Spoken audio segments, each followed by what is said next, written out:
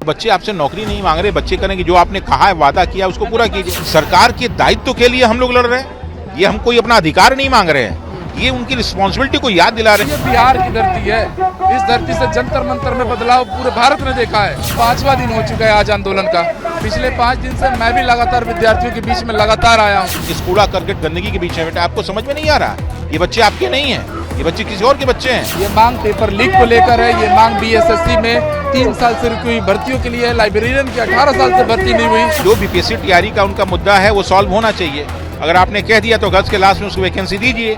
नमस्कार, आप लाइव देख रहे हैं, मैं हूं आपके साथ ऋषि। पटना के गर्दनीबाग में लगातार छात्र भरने लगे हैं। तस्वीर दिखा दीजिए, छात्रों की संख्या यहाँ पे वृद्धि हो रही है। हमारे साथ बातचीत करने के लिए रमांशु सर हैं। छात्र लगातार गर्दनीबाग धरना स्थल पर हैं, सरकार इन लोगों की बात नहीं सुन रही है। क्या लग रहा है अब जो अनशन पे छात्र जा रहे हैं, सरकार इनकी बात सुनेंगे? देखिए, बिल्कुल सरकार इनकी बात सुनना चाहिए। इस सरकार को जो है इन युवाओं ने ही चुना है, और जब युवाओं ने चुना है तो युवाओं की बात सुनना चाहिए। और बच्चे आपसे नौकरी नहीं मांग रहे, बच्चे करेंगे जो आपने कहा है, वादा किया उसको पूरा कीजिए। जो बच्चे कर रहे हैं कि जो बच्चे जो परीक्षा होना चाहिए ईमानदारी से होना चाहिए, तो आप ईमानदारी से परीक्षा नहीं कह पा रहे हैं, आप अपनी कही हुई बातों पे मुकर जा रहे हैं, इसलिए बच्चे नाराज हैं। तो बच्चों की नाराजगी दूर नहीं करेंगे तो कल को सारे वोटर्स यही है, बूढ़े लोग तो खत्म हो जाएंगे मार्केट से, यही लोग रहेंगे और यही लोग आपको पुनः सत्ता में पहुंचाएंगे। तो इसलिए इनकी बात माननी चाहिए। क्या लग रहा है, जिस तरह से उस तरफ असिस्टेंट प्रोफेसर के भी छात्र जो है धरना स्थल पे है 14 दिन से, उन लोग का भी सुध नहीं लिया जा रहा है। तो ऐसे ही करके अगर छात्र को छोड़ दिया जाएगा, जो छात्र अमन है वो अनशन पर जा रहे हैं, तो क्या छात्रों की बात अनसुनी कर दी जाएगी? तो रमांशु सर कहाँ तक? बिल्कुल, देखिए यहाँ पे जितने बैठे सब छात्र ही हैं। मतलब एक जो है 12th पास का जो एसएससी का एग्जाम होता है, 10th पास जो है पुलिस का एग्जाम होता है, वहां से लेके जो है पीएचडी होल्डर तक, यानी यहाँ मुख्य समस्या शिक्षा की है। अब इस शिक्षा पे पूरे कैबिनेट को बैठ के एक निर्णय लेना चाहिए कि किस प्रकार शिक्षा में व्यक्त जितने भी समस्याएं हैं, भर्ती आयोग के साथ जितनी समस्याएं हैं, जो भी बच्चों की मांगे हैं उनको सुनिए। क्या क्या गलत मांग रहे हैं भाई? ईमानदारी से आप परीक्षा नहीं करा सकते। बच्चे तो ये नहीं करें कि हम हमारे ले लीजिए, सिलेक्शन ले लीजिए, वो तो कह रहे हैं कि आप ईमानदारी से पेपर बनाइए, ईमानदारी से पेपर कीजिए, हम लोग को क्वेश्चन पेपर दीजिए, हम लोग को कार्बन कॉपी दीजिए, कभी नियम कानून को परीक्षा के दौरान मत बदलिए। तो ये सरकार को तो करना चाहिए, सरकार का दायित्व बनता है। सरकार के दायित्व के लिए हम लोग लड़ रहे हैं, ये हम कोई अपना अधिकार नहीं मांग रहे हैं, ये उनकी रिस्पॉन्सिबिलिटी को याद दिला रहे हैं कि साहब जो आप सत्ता के सुख भोग रहे हैं और इतनी बड़ी बड़ी गाड़ियों में घूम रहे हैं, यहीं गर्दनी के बाग में ही जो है सारे के सारे नेताओं का फ्लैट बना है करोड़ों रुपए का, और वहां पे देखिए आपके बच्चे सड़क पे बैठे हुए हैं इस कूड़ा करकट गंदगी के बीच में। बेटा आपको समझ में नहीं आ रहा, ये बच्चे आपके नहीं हैं, ये बच्चे किसी और के बच्चे हैं। आप लोग कहते हैं कि गरीब का बच्चा नेता बन गया, चाय बेचने वाला नेता बन गया, पकौड़ी बेचने वाला नेता बन गया, वो करने वाला नेता बन गया, तो ये सारे बच्चे उन्हीं के तो बच्चे हैं।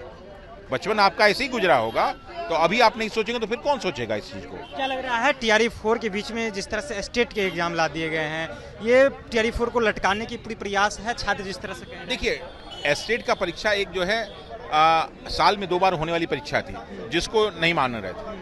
लेकिन जब मिथिलेश तिवारी अब से 2-2.5 महीने पहले जो है शिक्षा मंत्री बने, तो स्टेट वाले बच्चे उनके पास गए और उन्होंने कहा कि सर ऐसा होना चाहिए, तो उन्होंने स्टेट दे दिया। लेकिन स्टेट को आप बीपीएससी टीआरई से नहीं जोड़ सकते, वो अलग चीज़ है भाई। जो बीपीएससी टीआरई का उनका मुद्दा है वो सॉल्व होना चाहिए। अगर आपने कह दिया तो गर्ल्स के लास्ट में उसको वैकेंसी दीजिए, जो जितनी सीटें हैं उसको मैक्सिमम सीटों पे कराइए, परीक्षा प्रणाली को ईमानदारी ढंग से कराइए। इसको आपस में जोड़ने की आवश्यकता नहीं है, इसको अलग अलग रख के इसको करने की जरूरत है ताकि बच्चों की मांग पूरी हो सके। और भी शिक्षक हैं यहाँ पर, हम कई लोगों से बातचीत करेंगे। लगातार जो है वो धरना स्थल पर पहुँचने लगे हैं। तस्वीर दिखा लीजिए कि अब गर्दनीबाग की जो तस्वीर है वो बदलने लगी है। लगातार जो अभ्यर्थी की संख्या है यहाँ पे बढ़ने लगी है।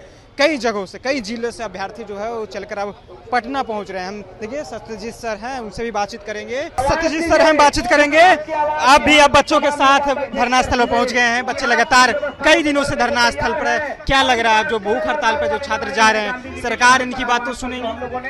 देखिए, 5वां दिन हो चुका है आज आंदोलन का। पिछले 5 दिन से मैं भी लगातार विद्यार्थियों के बीच में लगातार आया हूँ, और मैंने वो दर्द, वो तकलीफ देखी है कि बारिश के पानी में और विषम परिस्थितियों में बच्चे केवल अपनी अधिकारों के लिए ये सरकार से मांग कर रहे हैं। 13 सूत्रीय मांग है, और ये मांग किस चीज के लिए है? पेपर लीक को लेकर मांग है, ये मांग पेपर लीक को लेकर है, ये मांग बीएसएससी में 3 साल से रुकी हुई भर्तियों के लिए, लाइब्रेरियन की 18 साल से भर्ती नहीं हुई उसके लिए, और सबसे बड़ा TRE 4 के जो अभ्यर्थी हैं केवल उनको तारीखें मिली हैं। शिक्षा मंत्री जी जुलाई के महीने में रोज बोलते थे कि जुलाई में हम अधियाचना निकाल देंगे, जुलाई में आप तैयारी करो। 15 अगस्त बीत गया, आजादी मना लिए हम लोग, स्वतंत्रता मना लिए, पर बेरोजगारी की स्वतंत्रता से आज भी हम बच्चे स्वतंत्र नहीं है। पेपर लीक हो रहा है, विसंगतियां हो रही हैं और हर विद्यार्थी मानसिक रूप से, आर्थिक रूप से कुंठित हो गया है क्योंकि सीटें बेची जा रही हैं, सरकार कोई उत्तरदायित्व नहीं है। और ये बिहार की धरती है, इस धरती से जंतर मंतर में बदलाव पूरे भारत ने देखा है। आज झारखंड, कर्नाटक, बिहार, हर जगह का युवा केवल यही मांग कर रहा है कि उनको अधिकार मिले। शिक्षा के लिए ये विद्यार्थी आज रोड पे उतरे हुए हैं, तो सरकार तत्काल इन पे संज्ञान ले। 5 दिन के आंदोलन के बाद आज आमरण अनशन पे, भूख हड़ताल पे जा चुका है, तो सरकार उस पे संज्ञान ले। 13 सूत्रीय जो मांग है उसको हर हाल में पूरा करे। शिक्षा मंत्री, मुख्यमंत्री आके इन विद्यार्थियों से बात करें। अगर इनकी मांगे नहीं पूरी की जाएगी तो फिर क्या आगे का क्या? तो देखिए, संवैधानिक देश है, लोकतांत्रिक देश है। गांधी जी से हमने सीखा है, पढ़कर सीखा है कि भैया आमरण अनशन में वो शक्ति है जिसमें बड़ी बड़ी सरकार झुकती है। अभी आपने दिल्ली पे भी एक बड़ा उदाहरण देखा। तो विद्यार्थियों की तो यही बात है कि लड़ाई तब तक चलेगी जब तक बच्चे जीत ना जाए। चलिए, तो लड़ाई तब तक चलेगी जब तक बच्चे जीत न जाए। देखिए, रमनसू सर को आप सुन रहे थे, सत्यजीत सर सुन रहे थे, अब तमाम जो अभ्यर्थी है दिखाइए कि यहाँ पे संख्या बल बढ़ती हुई नजर आ रही है। फिलहाल जो भी अभ्यर्थी आ रहे हैं, जो भी यहाँ पे शिक्षक आ रहे हैं, जो बच्चों को समर्थन देने आ रहे हैं, हर एक शिक्षक से कोशिश है बात करने की कि आखिरकार जो सरकार है इन बच्चों की बात क्यों नहीं सुन रही है। फिलहाल आप लव स्टेज देख रहे थे, बहुत बहुत धन्यवाद।